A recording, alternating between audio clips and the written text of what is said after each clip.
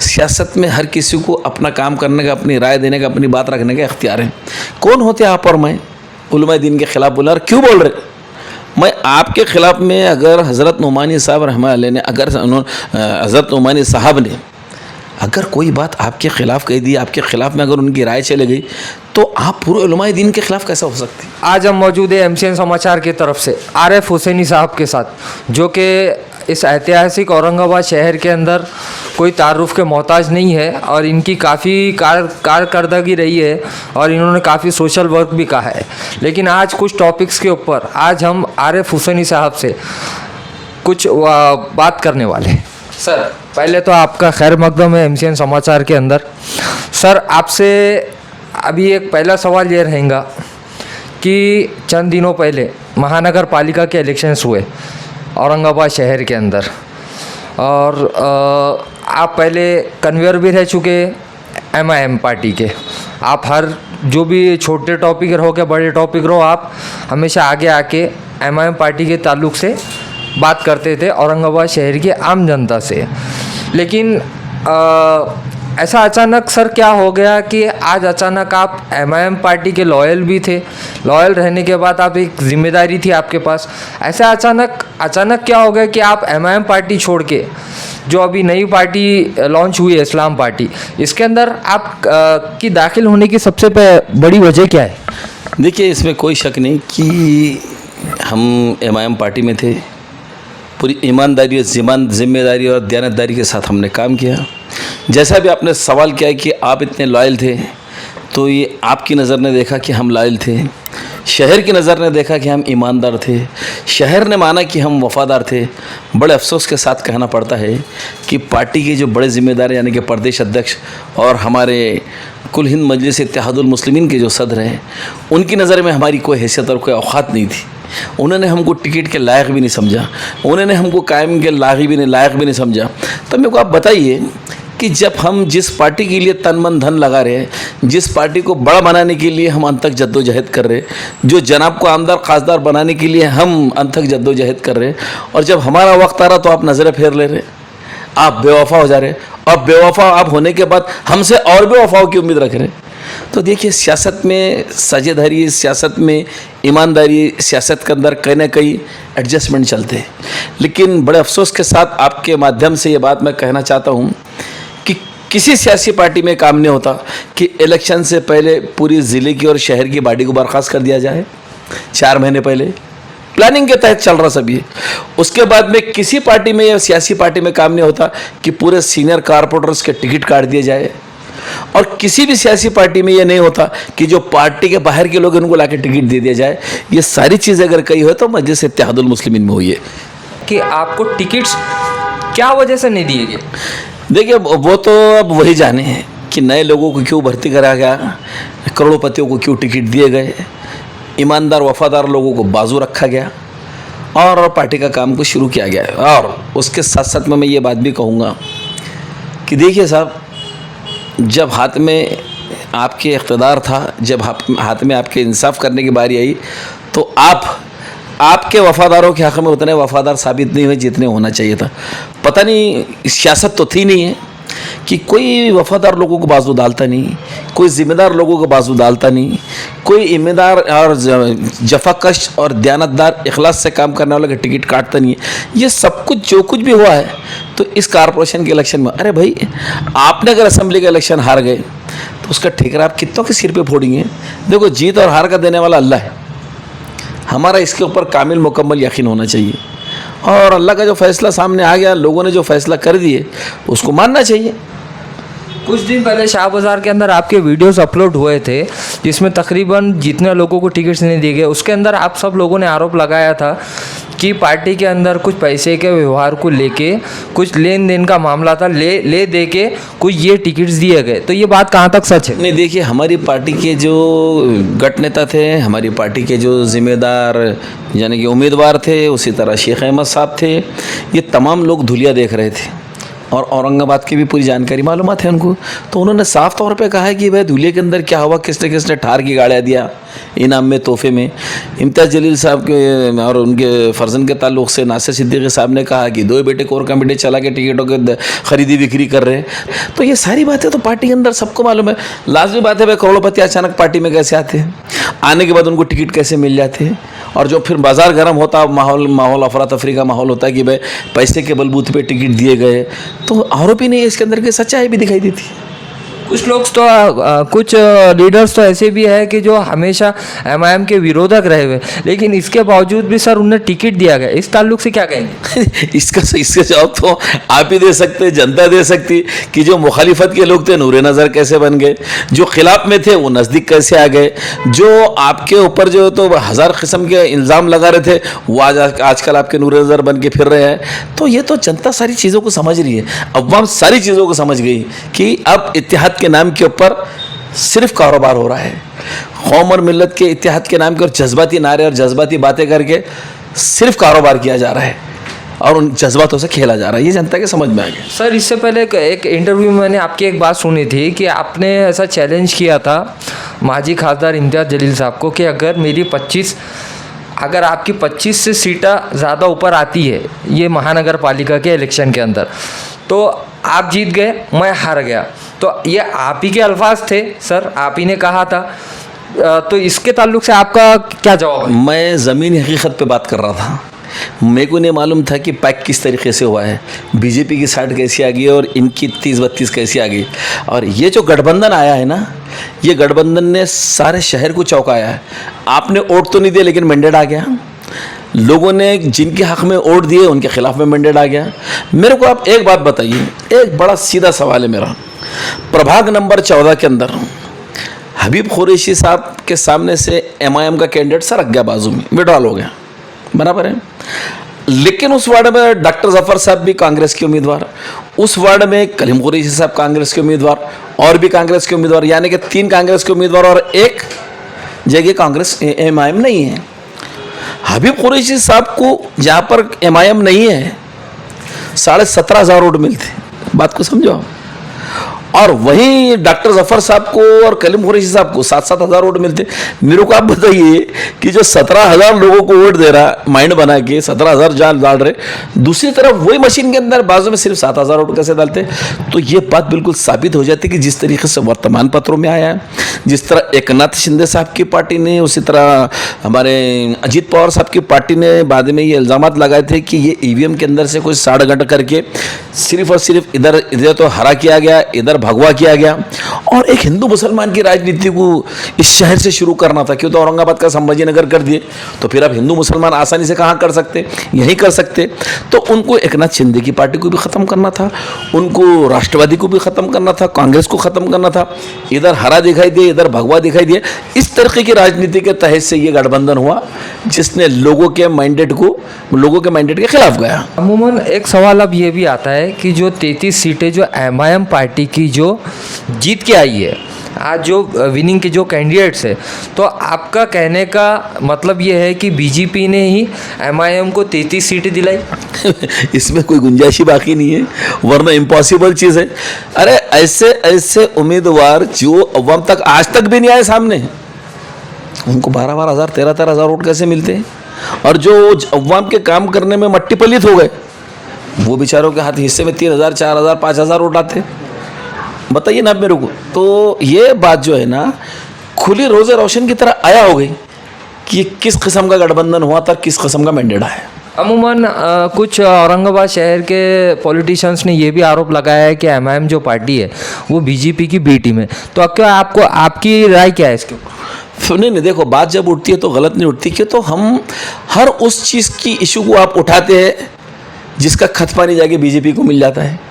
हम हर वो इशू के ऊपर एग्रेसिव हो जा रहे थे जिसका फ़ायदा राष्ट्र बीजेपी को मिल जा रहा था। तो सवाल तो ये पैदा हो जाता है कि आप भाई मसाइल मुस्लिम कौम के बहुत है, मुस्लिम समाज के वो कहाँ उठाए जा रहे हैं? बात तो वही हसास जो कभी टीपू सुल्तान को उठाया लिया जा रहा, कभी औरंगजेब रहमतुल्लाह के बारे में कुछ बोल दिया जा रहा, हर वो बात की जा रही जिससे हिंदू मुसलमान हो जा रहे, बीजेपी का फ़ायदा हो जाए। तो लोग यूँ ही नहीं कहते, उसकी वजूहत भी है। अभी चंद दिन पहले माजी खासदार इम्तियाज़ जलील साहब ने ये आरोप लगाया है, कुछ उलमा इकराम है जो इलेक्शंस जब लग जाते हैं महानगर पालिका तो अपने ऑफिसेस खोल के लिफाफे लेके अपोजिशन पार्टी को सपोर्ट करते, तो ये आरोप का क्या जवाब देना चाहिए? नहीं, सबसे पहली बात कि देखो, कितने मसलक के लोग रहो, उलमाए दीन रहो, मुफ्तियान रहो, या जितने क़ारी रहो, जितने भी मिली तालीम देने वाले हों, ये आपके और हमारी जागीर तो है नहीं। सियासत में हर किसी को अपना काम करने का, अपनी राय देने का, अपनी बात रखने का इख्तियार है। कौन होते आप और मैं उलमाए दीन के ख़िलाफ़ बोला? और क्यों बोल रहे? मैं आपके ख़िलाफ़ में अगर हज़रत नुमानी साहब रहमतुल्लाह ने, अगर हज़रत नुमानी साहब ने अगर कोई बात आपके ख़िलाफ़ कह दी, आपके ख़िलाफ़ में अगर उनकी राय चले गई, तो आप पूरे उलमाए दीन के ख़िलाफ़ कैसा हो सकते? बिल्कुल नहीं हो सकते। और ये सियासत के अंदर सबसे बड़ी गलत बात है कि आप उलमाए दीन को निशाने मलामत करें कि लाओ और अब उनको बोलो सामने आओ और उनको बोलो कि अब बीच में आके रिजर्वेशन ख़त्म हो गया तो अब आके लड़ाई लड़ो। अरे उलमाए दीन के बारे में और उलमाओं के बारे में आप आज़ादी के टाइम की तारीख़ उठा के देख लो कि आप अमृतसर से देखो तो लाहौर तक उलमाए दीन की ही लाशें टंगी हुई थी, आपकी हमारी नहीं थी। वहाँ इस मुल्क को आज़ाद कराने के लिए, कौम और मिल्लत को जो तो राह रास्त पे लाने के लिए, हमारे मुक़द्दरों को संवारने के लिए जानों की बलिदान, जानों की कुर्बानियाँ और जानों की आहुतियाँ दी हुई है उलमाए दीन ने। ज़रा सी सियासत के लिए अगर मैं हार जाऊँ तो उलमाए दीन को मौरूद इल्ज़ाम ठहराता हूँ। उलमाए दीन को सियासत के मौरूद इल्ज़ाम आपका ठहराना इस बात की ज़मानत है कि आपके पास में कोई भी आधार नहीं था जीतने का, अब आप हार गए तो किसी पे भी इल्ज़ाम लगा रहे हैं। यहाँ तक कि असद साहब ने भी बीच में आरोप लगाया था हैदराबाद से बड़े दारुसलाम पे से कि कुछ उलमाए दीन उनके पास जो गए थे डॉक्टर गफ़ार कादरी साहब को फेवर करने के लिए, तो उन्होंने ये आरोप लगाया था कि आप लोग लिफाफे लेके हमारे पास आए थे। नहीं, बहुत गलत बात है। इस तरीके की बात ना उन्होंने करना चाहिए ना इन्होंने करना चाहिए। उलमाए दीन को मौरूद इल्ज़ाम, भाई आप आपकी सियासी पार्टी जो चला रहे तो उलमाए दीन से पूछ के शुरू करे थे क्या? सीधी बात है। आपने महाराष्ट्र में पार्टी लेके आए तो उलमाए दीन से पूछ के आए थे क्या? जब आपको ज़रूरत पड़ी तो आप बिल्कुल उलमाए दीन को नज़दीक भी कर लेते, नूरे नज़र भी बोलते, सरों के ताज भी बोल देते, और जब हक़ और इंसाफ की बात करने गए तो उनको लिफाफा बदतमीज़ी से बातें कर देना, उनकी असमत को कम कर देना और उनके एहतराम को कम कर देना सरासर गलत बात है। और देखिए इसी वजह से तमाम लोग, इम्तियाज़ जलील साहब हो, असद अवैसी साहब हो, उलमाए दीन मुफ्तियान जितने भी, ये सब इनसे बस बेजार हो चुके हैं और सब इनकी बातों से अब जो है तो किनारा कश हो चुके हैं। तो मुझे नहीं लगता कि अब इनको कभी सियासी ताकत और क़ुव्वत मिलेंगी जो पहले कभी एहतराम के साथ में उलमाए दीन दिया करते थे। जब इलेक्शंस हुए, जब चालू थे तो उसके अंदर इन बिटवीन माजी खासदार इम्तियाज़ जलील साहब ने ये भी आरोप लगाया है कि आप लोगों ने जो पार्टी छोड़ा है और पार्टी के जो विरोध में काम किया है तो उसके अंदर आपको गद्दार का लक़ब दिया गया था। तो इस गद्दारी के आरोप को आप किस तरह साफ़ करना चाहेंगे? देखिए, हमारे किरदार के ऊपर, हमारी ईमानदारी के ऊपर और हमारी वफ़ादारी के ऊपर, हम जब तक एमआईएम में थे कोई भी माइका लाल हम पे उंगली नहीं उठा सकता। हमारा दामन इतना ईमानदार और हमारा दामन इतना क्लियर था कि हमने आपको बड़ा बनाने के लिए सारी दुनिया से दुश्मनी मोल ले ली, आपको आमदार खासदार बनाने की लड़ाई हमने लड़ ली है। हम लोगों के नज़रों में निशाने मलामत बन गए, हम पर हर वो इल्ज़ाम लगाया गया जो हमारे ख्वाब व गुमान में भी नहीं था। ऐसे इल्ज़ाम आपकी वजह से हम पे लग गए। और उसके बाद अगर आप गद्दार कहते, धोखेबाज कहते, ये कहते तो आप किसी को तनख्वाह तो नहीं दे रहे थे ना कि चलो आपका नमक खा लिया, आपकी तनख्वाह ले लिए और मुलाजिम ने ईमानदारी से काम नहीं किया। जब आप कहेंगे ये बात कहने का हक़ सिर्फ बिल्कुल बेशक है कि ये बात हमारे सामने आई थी। नासिर सिद्दीकी साहब ने मेरे को बताया कि भाई जब भी टिकट के ताल्लुक़ से बात की जा रही है तो खुले तौर पे कह रहे हैं कि मेरे को धोखे दिए गए, मेरे साथ गद्दारी दी गई, इसलिए मैंने टिकट नहीं दिया। कभी कहते हैं कि असद साहब ने बोले टिकट मत दो। कैसा असद साहब कह सकते हैं टिकट मत दो बोल के, जबकि पूरे कारपोरेटर, पूरे एमआईएम के लोग जिम्मेदार हैं। असद अवैसी साहब ने जितनी बार भी मीटिंगें हुई 4 से 5 बार कहा था कि तमाम कारपोरेटर को वापस दोबारा टिकट दूंगा। क्यों भाई किसी का मुंह नहीं खोल रहा इस बारे में? ईमानदारी, सच को सच बोलो। जब उन्होंने कहा था पूरों को टिकट देंगे तो उनको भी जवाब देना पड़ेगा, आपने वादा खिलाफी क्यों करें? और ये इतने बड़े कब से हो गए कि उनके आदेश को तुमने ठुकरा दिए? तो ये सब मिली भगत के साथ काम चल रहा है। इनको नए नए लोगों को बेवकूफ़ बनाना है, पुराने तजुर्बेकार लोगों को बाजू लगाना है और इनको इनका जो है तो ये जो हिंदू मुसलमान का खेल इसको बढ़ावा देना है, मुसलमानों के जज्बात से खेलना है। बस ये नौटंकी और ये राजनीति करना था बोल के ऐसे इल्ज़ाम लगाए जा रहे हैं। सर, अब अमूमन एमआईएम पार्टी का तो सवाल रहा नहीं, आप इस्लाम पार्टी के अंदर एक दाखिल हो चुके हैं और आपकी टीम भी दाखिल हो चुकी है। तो अब जो इलेक्शंस इन फ्यूचर आएंगे औरंगाबाद शहर के अंदर, तो इस्लाम पार्टी इसके अंदर कितने टिकट्स लाने की ताकत रखती है, जबकि एमआईएम पार्टी जो है तकरीबन 2014 से इलेक्शंस लड़ते हुए और आज उनका विरोधी पक्ष नेता भी है एमआईएम पार्टी का और 33 नगर सेवक भी है। तो ऐसे हालात को क्या नज़रिए से देख रहे हैं आप? देखिए, इस्लाम पार्टी के ताल्लुक़ से हमने जो डिसीज़न और फ़ैसला लिए है उसकी वजूहत है कि जनाब हमारे शेख आसिफ साहब मोहतरम जो मालेगांव से अपनी क़यादत चला रहे, इस्लाम पार्टी की बुनियाद उन्होंने डाले, जो बानी इस्लाम पार्टी है। आप उनकी कारकर्दगी, उनका काम करने का तरीक़ेकार, और आपने हमेशा जब भी मालेगांव के ताल्लुक़ से, मुसलमानों के ताल्लुक़ से आवाज़ उठाई, असम्बली में आवाज़ उठाई। आपके वालिद मोहतरम वहाँ के मेंबर ऑफ असेंबली रह चुके, आप वहाँ के कॉरपोरेटर रह चुके, आप वहाँ के महापौर रह चुके, यानी कि आप महाराष्ट्र के धरती पुत्र है। इस धरती की, इस ज़मीन की, महाराष्ट्र की हर सियासी पहलू से आप वाकिफ़ हैं। उसके बाद हम रिजर्वेशन के नाम पे इवेंट करने चले गए थे, लेकिन मुसलमानों को रिजर्वेशन मिला बोल के मालेगांव से पैदल सैकड़ों लोगों को लेकर अगर बम्बई तक को गया तो हमारे शेख आसिफ साहब के इस्लाम पार्टी के। तो देखिए, आंदोलनकारी लोग और इनकलाबी लोग, और ये जज्बा अगर किसी में दिखाई दे रहा है तो उनमें दिखाई दे रहा है। बम्बई तो हम भी गए थे रिजर्वेशन के लिए, गाड़ियों में, एसी कारों के अंदर हम गए थे। तो मैं कह रहा हूँ ना कि हम इवेंट करने के लिए गए थे, हासिल कुछ भी नहीं था। गए वहाँ पर 8 बज गए, 8 साढ़े 8 बज गए, थाने तक पहुँचने तक कोई मिला विला नहीं, वहाँ से सब वापिस करके आ गए।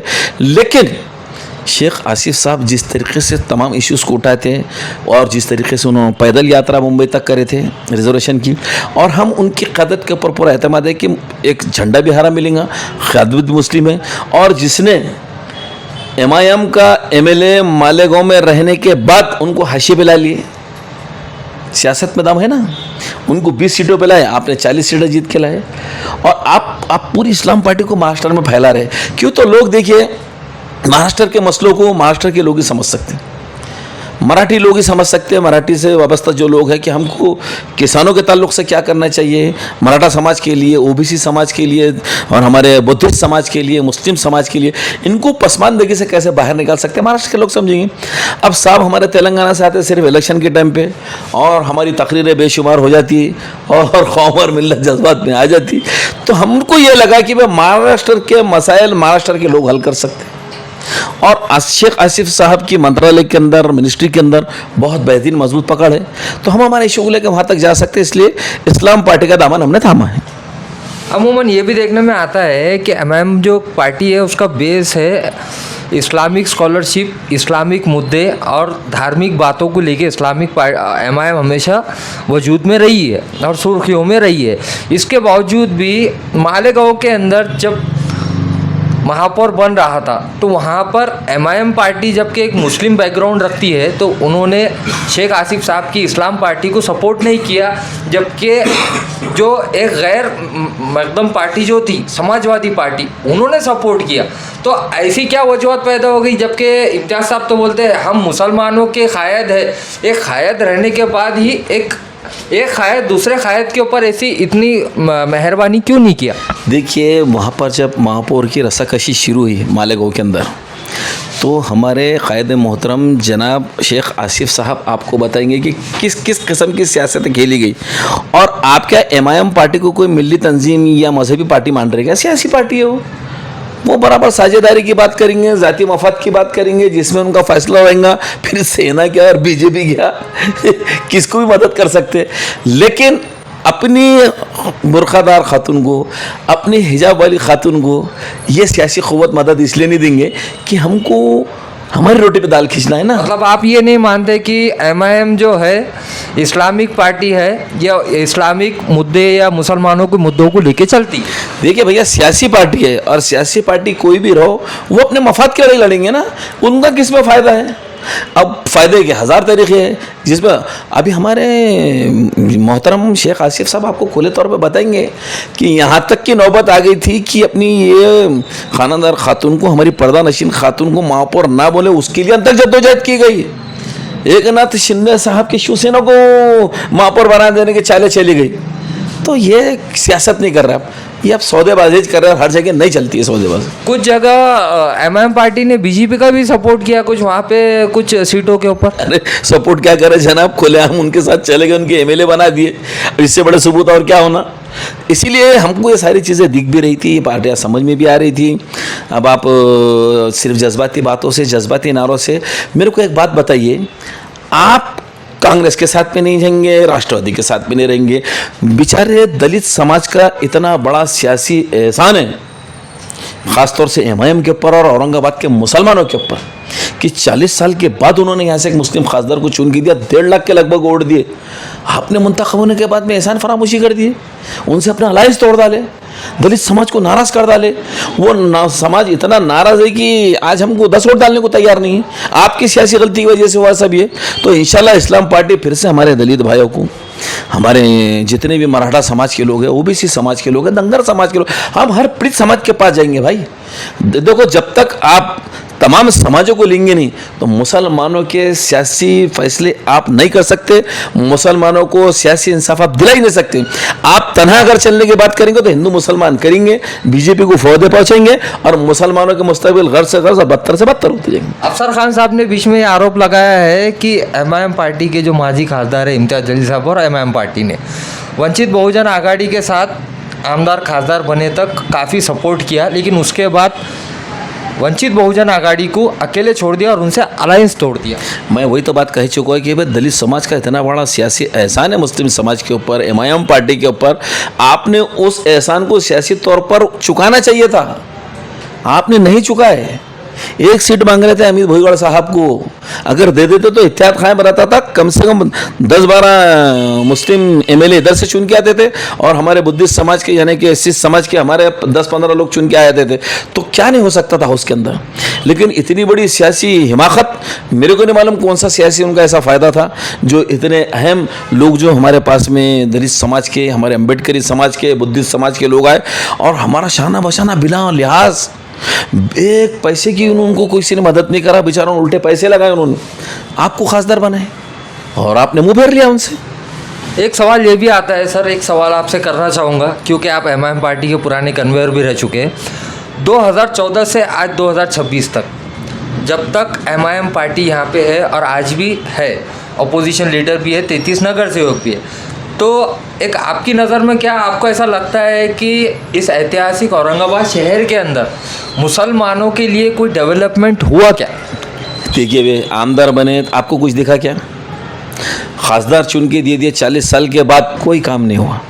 देखिए, सबसे अहम और इम्पोर्टेंट, हाँ एक काम ज़रूर हुआ, मेरे शहर का नाम, तारीख़ी नाम औरंगाबाद का नाम बदल दिया गया और हमने उसके लिए ज़रा सी भी जद्दोजहद नहीं करी, कुछ कोशिश नहीं करे, ज़रा सी जुम्बिश तक नहीं ली हमने।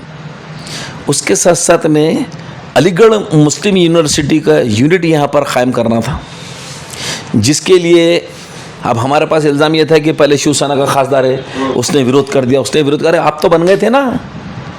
मेरी कौम और मिल्लत के नौनिहाल वहाँ पढ़ते थे, सारे समाज के लोग तालीम हासिल करते थे, एक तालीम में बेहतरीन माहौल बनता था, ज़रा सी जुम्बिश तक नहीं की गई। मैं ये डेवलपमेंट की जो बात कर रहा हूँ, मैं तमाम बातें बता रहा हूँ।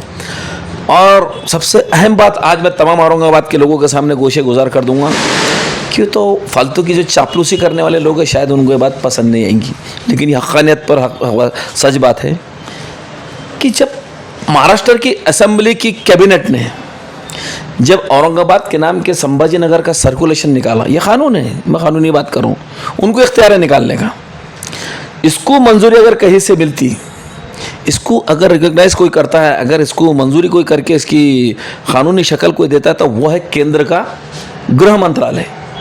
तो केंद्र के गृह मंत्रालय के अंदर आपने रत्ती बराबर भी क़यादत नहीं करे, आपने अमित शाह साहब को और गृह मंत्रालय में एक लेटर बता दो आपने कि नाम को बचाने का किए होंगे। अगर और फिर वहाँ हमारे असद अवैसी साहब मौजूद, इतने काबिल, इतने ज़हीन, अगर आपको ने समझा तो उनको साथ लेके जाना था।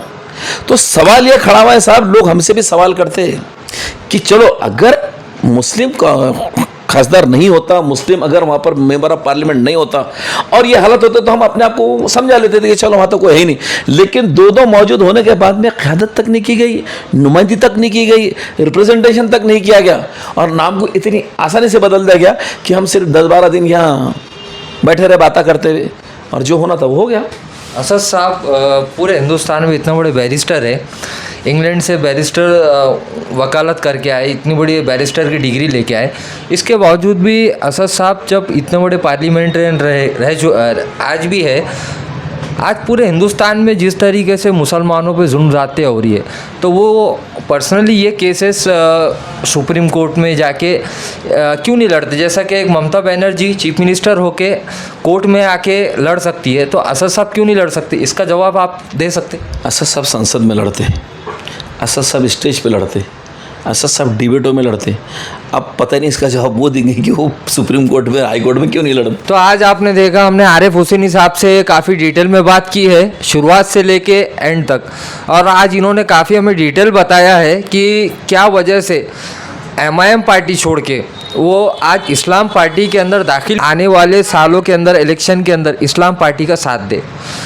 बस आज के लिए इतना ही। आप देखते रहिए MCN समाचार, खान राफे मोहम्मद के साथ।